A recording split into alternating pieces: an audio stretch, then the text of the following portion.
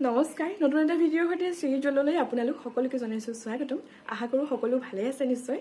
যদিও ভিডিঅ'টো দিয়ালৈকে বিহু শেষেই হ'ব তথাপিও কঙালী বিহুৰ বহুত বেছি শুভেচ্ছা সকলোলৈকে জনাইছোঁ লগতে প্ৰাৰ্থনাও কৰিছোঁ সকলোৰে ভঁৰালৰ ধনৰ মনৰ সকলো কঙাল গুচি সোণখেৰীয়া হৈ পৰক খুব সোনকালে তো আজি ভিডিঅ'টোত লৈ আহিছোঁ আমাৰ ঘৰৰ কাতি বিহুৰ বহুত বেছি বিশেষ তুলসী ভেটিটোৰ কিছু আংশিক ভিডিঅ' আচলতে বিশেষ আপোনালোকৰ কাৰণে যিহেতু সকলোৱে বহুত বেছি উৎকণ্ঠাৰে ৰৈ থাকে আমাৰ ঘৰৰ তুলসী ভেটিটো চাবৰ কাৰণে আৰু প্ৰত্যেক বছৰে এক নতুন ৰূপ দিয়া হয় এইবাৰো অকণমান বেলেগ ধৰণে সজোৱা হৈছে আৰু সকলোৱে সেইবাবে আচলতে আগ্ৰহে ৰৈ থাকে কেনেকৈনো এইবাৰ সাজিছেটো চাবৰ কাৰণে গতিকে পলম নকৰি চাওঁ বলক কাতি বিহুৰ বিশেষ তুলসী ভেটিটো তো এয়া তুলসী ভেটিটো সাজিবৰ কাৰণে বিহুৰ 3 দিনমান আগতে এনেকৈ মাটি অলপমান আনি ভিজাই থৈ দিছিলে আৰু তাৰ পাছতে লাহে লাহে চেপবোৰ দিয়া আৰম্ভ কৰিছিলে আৰু মাজৰ এই ঠাইখিনি কিয় খালী কৰি আছে নিশ্চয় আপোনালোকে ধৰিব পাৰিছে যিহেতু তুলসী পুলিটো ইয়াত পাৰ্মানেণ্টকৈ লগাই দিয়া নাই মানে মগ এটাৰ ভিতৰতহে লগোৱা হ'ব সেইকাৰণে এয়া মগটোৱে প্ৰথমতে সোমোৱাই লৈছে ইয়াত ধুনীয়াকৈ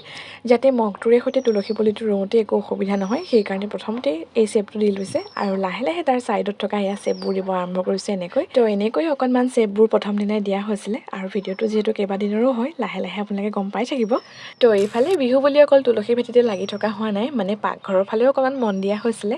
যিহেতু পাকঘৰৰ বেয়াবোৰ খুব সোনকালে লেতেৰা হৈ যায় সেইকাৰণে বিহু আহিলে অকণমান জাকত জিলিকা কৰিবলৈ চেষ্টা কৰা হয় আৰু এয়া হৈছে আমাৰ অকণমানি পাকঘৰৰ খিৰিকীখন আৰু তাতে অকণমানিকৈ হুক এটাও লগাই দিয়া আছে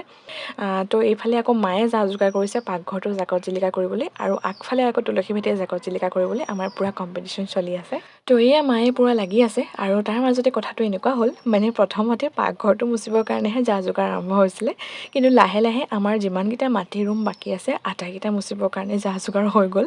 যিহেতু এফালে মুচিলে আনফালে বেয়া লাগে দেখিবলৈ মাটি ঘৰ সেইকাৰণে উপায় নাই চবফালে মুচিবৰ কাৰণে এয়া ময়ো লাগি গ'লোঁ তো ফাইনেলি এয়া পাকঘৰটো মুচি মেলি আজৰি হৈ গৈছিলোঁ সেইদিনাখনেই যদিও অকণমান বৰষুণ আহিছিলে তথাপিও অৱশ্যে আমি বৰষুণক আওকাণ কৰিলোঁ আৰু যদিও দেখিবলৈ পাকঘৰটো অকণমান সেমেকি আছে কিন্তু আমাৰ ফালে মাটি নেজেকে এই বৰষুণৰ কাৰণেহে অকণমান এনেকুৱা দেখিছে তো মাটি ঘৰ মুচি মেলি লোৱাৰ পিছত যিটো সুগন্ধ আহে মানে কেঁচা গোবৰ কেঁচা মাটিৰ সানমিহলিত যিটো সুগন্ধ মোৰ যে সাংঘাতিক ভাল লাগে আপোনালোকৰ বাৰু কেনে লাগে কমেণ্ট এটা কৰি জনাবচোন আৰু ঘৰৰ বা নিজৰ বাকীবোৰ কামৰ মাজে মাজে এনেকৈ যোগালিও কৰি থাকোঁ তাৰে এয়া জ্বলন্ত উদাহৰণ এটা আৰু এই যোগালীৰ নিমন্ত্ৰণ ভাগ পালেই মই লগতে কেমেৰাটোও লৈ আহোঁ যাতে অকণমান ভিডিঅ'ও কৰি যাব পাৰোঁ তো এয়া ধৰিব পাৰিছে আৰু ধুনীয়াকৈ এতিয়া চেপ দি থকা হৈছে আৰু এই চেপবোৰ অৱশ্যে একেবাৰতে দিয়া নাই ধৰিব পাৰিছে হোৱা চেপবোৰ দিয়াৰ পিছত যদি মনৰ পচন্দ অনুসাৰে নহয় তেতিয়া পুনৰ চেপটো মুচি দিয়া হয় আকৌ তাক মানে ৰিপেয়াৰিং কৰা হয় তো তেনেকৈ চেপবোৰ চলি থাকে আৰু এয়া দেখিছেনে একদম কেক কটাৰ দৰেই লাগিছে যেন কেক এপিচ উলিয়াই দিছে খামহে এতিয়া এনেকুৱা হৈছে নহয়নে তো এনেকৈয়ে খুব সাৱধান হৈ ধৈৰ্য সহকাৰে চেপখিনি কটা হৈছে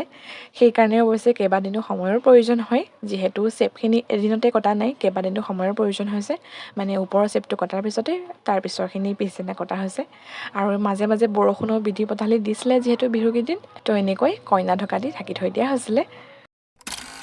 তো মাজতে এইখিনিতে কৈ থওঁ এই ভেটিটো বনাবৰ কাৰণে এইখিনি মাটি লোৱা হৈছিলে লগতে এই চৰিখন লোৱা হৈছিলে এই চৰিখন অৱশ্যে কটাৰী হয় মানে ভঙা কটাৰী তাকে চৰি ৰূপ দিয়া হৈছে ধৰিব পাৰিছে নিশ্চয় সকলোৱে আৰু এনেকৈ কেইবাদিনৰ অন্তত ফাইনেল লুক এয়া দিব গৈ আছিলে আৰু এয়া হৈছে একদম বিহুৰ দিনা ভিডিঅ' সেইদিনালৈ আমাৰ তুলসী ভেটি সম্পূৰ্ণ হৈ গৈছিলে মাত্ৰ পলিচহে কৰিছিলে সেয়া পলিচ কেনেকৈ কৰিছে ধৰিব পাৰিছে আপোনালোকে আৰু পলিচ নকৰিলেও নহয় অৱশ্যে যিহেতু অকল মাটিৰে সজা হৈছে তাতে আকৌ ৰ'দো পৰি থাকে সেইকাৰণে ফাটি ফাটি গৈছিলে আৰু পলিচ কৰোঁতে ধৰিব পাৰিছে কিমান সাৱধানতাৰে কৰা হৈছে যাতে অকণমানো ক'তো খহি নপৰে তো বাকীখিনি গম পাইছে আৰু কিমান বেছি কি কৰিব লগা হৈছে তো এয়া তুলসী ভেটিটো পলিচ কৰি হৈ গ'ল মানে একদম সম্পূৰ্ণ হৈ গ'ল আৰু তাৰপিছত ধুনীয়াকৈ আপোনালোকৰ বিশ্বকৰ্মাজনে এয়া তুলসী পুলিটো এনেকৈ ৰোপণ কৰিলে আৰু দেখিছে আপোনালোকে তুলসী পুলিটো পাৰ্মানেণ্ট নহয় মানে ইচ্ছা কৰিলে আন এটা লগাই দিব পৰা যাব সেইকাৰণে এনেকৈ মগ এটাৰ ভিতৰতে লগোৱা হৈছে বাকী আপোনালোকে ধৰিব পাৰিছেই কিমান ধুনীয়াকৈ চেপবোৰ ফুটি উঠিছে আৰু আটাইসমূহ চেপেই অলপ বেলেগ ধৰণে দিয়া হৈছে ডিজাইনটো যাতে ইটোৰ লগত সিটোৰ সিমান মিল নাথাকক আৰু এয়া চাকিৰ চেপ এটাও দিয়া হৈছে মানে ইয়াত অৱশ্যে তেল দি চাকি জ্বলোৱা নাই, আন এটা চাকি বহাই দিবৰ কাৰণেহে এনেকৈ চাকিৰ শ্বেপটোহে দিছে। আৰু এই তুলসী ভেটিটো ৰ'দত যেতিয়া শুকাই যাব দুদিনমান, তাৰপিছত শ্বেপবোৰ আৰু ধুনীয়াকৈ জিলিকি পৰিব। এতিয়া অৱশ্যে অকণমান ভিজা ভিজা হৈ আছে। আৰু সৌৱা দেখিছেনে, তুলসী পুলিটো যদিও জোপোহা নহয়, কিন্তু জোপোহা কৰাৰ চেষ্টা কৰা হৈছে এনেকৈয়ে। মানে আপোনালোকৰ বিশ্বকৰ্মাই সকলো বস্তু একদম 100% পাৰফেক্ট কৰিহে ভাল পায়। আৰু এয়া তাৰপিছত আমি গ'লোঁ দুয়োজনী ফুল বিচাৰি, ভণ্টি আৰু মই।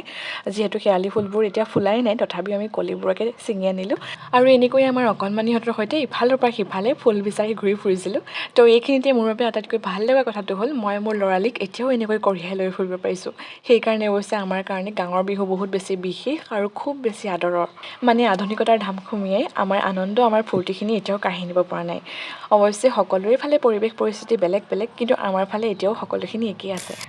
তো এয়া আমি অ'ৰ পৰা বুটলি অনা, ছিঙি অনা ফুলবোৰ লৈ সকলোৱে মিলিজুলি সজাব লাগি গ'লোঁ। আৰু সজাওঁতেও অৱশ্যে শ্বেপ অনুসৰিহে সজোৱা হৈছে, ডিছকাশ্যন কৰি কৰি। অৱশ্যে আগৰ দিনত কথাবোৰ বেলেগ আছিলে। মানে লগৰবোৰে কেনেকৈ তুলসী ভেটি সজাইছে সেয়াও ডিছকাছ কৰা হয়, তাৰপিছতহে আহি নিজৰ ঘৰ তুলসী ভেটিটো সজাওঁ। কিন্তু এতিয়া অৱশ্যে সিমানখিনি লৈ নাযাওঁ আৰু নিজৰ ইচ্ছামতে এনেকৈ সজাইছোঁ। তো এয়া এইবাৰ একদম 100%কৈ সম্পূৰ্ণ হৈ গ'ল তুলসী ভেটিৰ কামখিনি। যিহেতু ফুলখিনি নিদিয়ালৈকে অকণমান খালী খালী লাগে, আধৰুৱা হৈ থাকে, সেইকাৰণে অৱশ্যে ফুলখিনি দিয়াৰ পিছতে এতিয়া শান্তি লাগিছে। আৰু আপোনালোকে ধৰিব পাৰিছেই, ফুলবোৰ জাহা তাহাকৈ দি দিয়া নাই, একদম শ্বেপ অনুযায়ী দিয়া হৈছে আৰু সেইমতেই ফুলখিনি অনাও হৈছে। যিহেতু কাতি বিহু বুলিলে সন্ধিয়াৰ সময়খিনি খুব বেছি বিশেষ হৈ পৰে, আৰু এইকণ সময়হে খুব বেছি বিহু বিহু লাগে, নহয় জানো? এয়া এনেকৈ মায়ে চাকি বন্তি ধূপ ধূনা সকলো জ্বলালে, লগতে প্ৰাৰ্থনা কৰিলে আমাৰ কাৰণে, আপোনালোকৰ কাৰণে, সকলোৰে কাৰণে, যাতে সকলোৰে জীৱনৰ কঙালিবোৰ আঁতৰি খুব সোনকালে ৰঙালী হৈ পৰক। আৰু এইফালে অকণমান আমাৰ গাঁওখনো দেখুৱাই দিছোঁ। সৌৱা দেখিছেনে, সকলোৰে পদূলিৰ মুখে মুখে চাকিবোৰ জ্বলোৱাৰ কাৰণে কিমান বেছি ধুনীয়া লাগিছে। আৰু এয়া আমাৰ টিকলা টিকলিহঁত আহি গ'ল সন্ধিয়ালৈ প্ৰসাদ খাবৰ কাৰণে।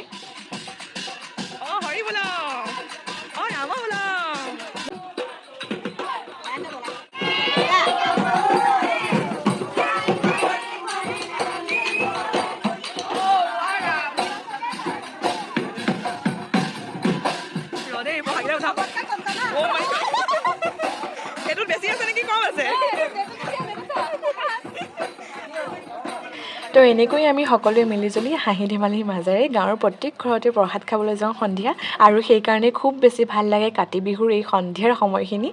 সৌৱা দেখিছে কিমান বেছি ভিৰ হৈছে, মানে গাঁৱত এইখিনি সময়ত আমাৰ কোনোৱেই নাথাকে, সকলো ওলাই আহে লগে ভাগে। আৰু ইমানেই প্ৰসাদ আমাৰ ভাগ বতৰা হয়, সৌৱা বৰমাও প্ৰসাদ দিবলৈ আহিছে, এইফালৰ পৰা আকৌ আমাৰো প্ৰসাদ গৈছে।